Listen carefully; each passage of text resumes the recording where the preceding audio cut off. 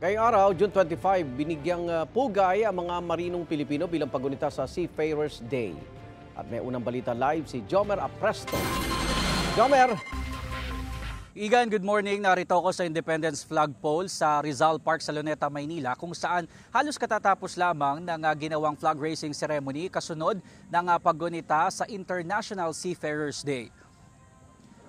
Pinangunahan ito ng Seafaring Family International o SEAFAM. Nagtungo rin dito ang ilang opisyal ng Department of Migrant Workers, Overseas Workers Welfare Administration at TESDA. Ang tema ng aktibidad ngayong taon ay may kaugnayan sa pangangalaga sa ating mga marino laban sa iba't ibang uri ng harassment. Ayon kay SEAFAM President Arian Rocha, pagkatapos ng flag raising ceremony ay magkakaroon din ng programa para sa mga tripulante.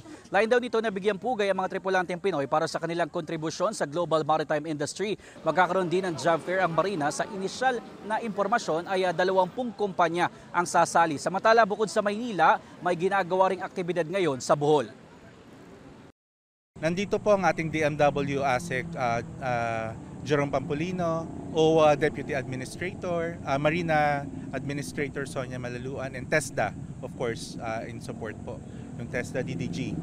Without seafarers po, baka wala ng groceries na ma-provide, wala tayong mabibili. Even yung gasolina, di ba? So, ang laki ng impact kung walang magdi-deliver, talagang ang hirap makakuha ng supply, baka walang sasakyan sa EDSA. No? Each sector will be giving their pledge of commitment to keep our crew safe on board and here sa land. The government, they're doing everything they can so that the OFWs and our seafarers can be repatriated safely.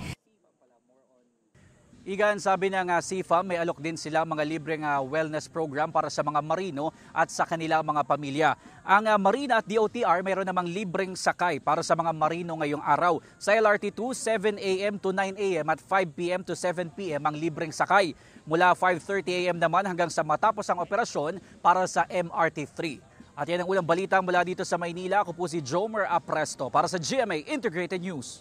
Igan, mauna ka sa mga balita, mag-subscribe na sa GMA Integrated News sa YouTube para sa iba't ibang ulat sa ating bansa.